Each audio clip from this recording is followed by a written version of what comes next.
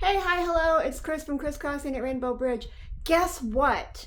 If you have a piercing anywhere in your, physical manifestation of yourself, um, and you don't use it as in like put some kind of a piece of jewelry or something in it, um, it does actually close. Now, this might seem silly that I'm saying that out loud because I feel like that's just common sense. Like, we know that, blah, blah, blah. And I mean, a lot of us may have been given piercings before we were even, able to consent at all. And so I feel like those piercings that have had like a lot of use, if you will, probably have like a lower risk of closing, or like it would like take not lower risk, but like I feel like it would take a lot longer for them to close. But they all do and will close, given enough time and in attentiveness or just use. So, what I thought was super fun today, this morning, was that like I was like, oh yeah, I should go bright light, bright light. I should go put on uh a piece of jewelry into one of my piercings because I haven't worn anything in that piercing in a while, and I just want to make sure that it doesn't close.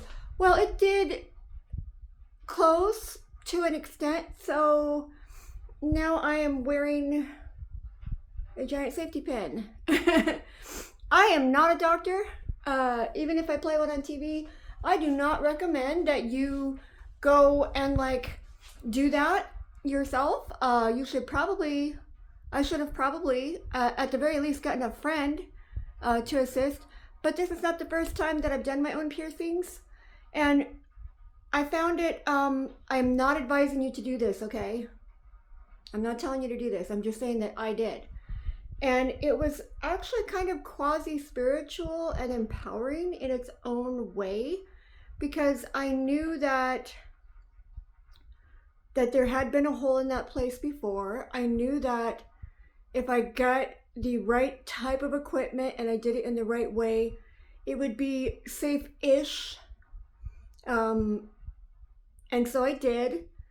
And there was this moment where time stopped and my physical location was irrelevant and everything else kind of fell to the side, and it was just me and my sharp object and my, slow, steady pressure.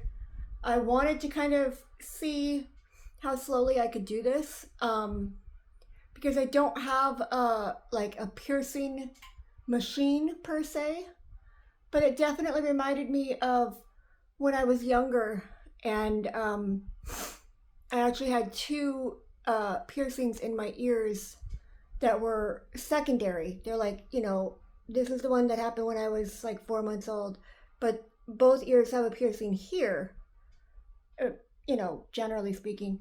Um, and I just went ahead and let those secondary holes close, even though I was the one who really wanted them.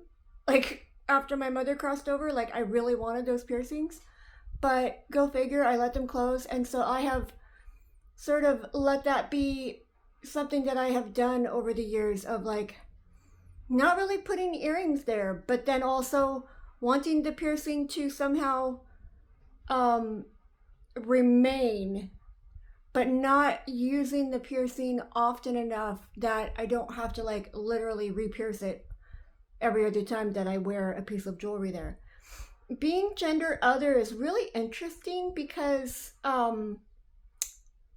you know, in the society where I was raised and where I continue to be raised, because I actually don't think I'm fully grown up yet, um, like there are certain traditions that are directly related to or correlated to um, the manifestation of gender and gender expression and sexuality and sexual orientation. So I'm not always seeking to decorate my physical manifestation, my soul holder, if you will. Um, but when I do want to decorate it, I often have to re-pierce myself in the same exact place. So it's not like an entirely new piercing, but it is in a way. don't know if this makes sense, but I just thought it was really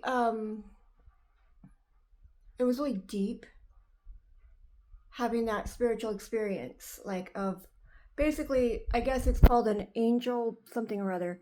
It's a hole that was pierced right in the middle of the ear, like right there, but on that side. So I don't know if you're able to even really see um that very well. I don't know how much you can see that. But yeah, that's the one that closes up the most easily. And when I went to re-pierce it this morning, it was just very delicious because it was like coming to acknowledge yourself in this space where nothing else exists, and you are making a choice and taking an action and moving a part of yourself through space and time in order to accomplish this goal. And it's not, the pain is so pure. I don't know if I'll even get, like, am I allowed to even post something like this on YouTube? I don't know. I'm not promoting any of this. I'm just saying that, like, I think sometimes we do particular specific activities or behaviors, and they can be very spiritual and like intrinsically have a depth to them that we might not always give ourselves permission to experience or even to achieve. So I hope this makes sense to somebody. I'm just watching an old Audacity stitch, and I think it's super funny that, like, I'm so kind and non-judgmental while also being condescending and kind of a cunt. And I don't really understand that about myself because I'm supremely aware and conscious, and I'm witnessing myself, but I'm also witnessing myself, or I'm witnessing myself, witness myself. So I'm noticing that as communication and as applications of language change over time, I have a part of myself that is kind of judgy and sort of mean, you know? And then there's another part of myself that needs to be compassionate to that part of myself that is judgy and mean. But before that happens, I have to be grumpy at myself for being judgy and mean. And then I have to like chastise myself. And then I have to be nice to myself about that. So I don't know if this is making sense to any of you, but if it is, please comment, share, like, subscribe.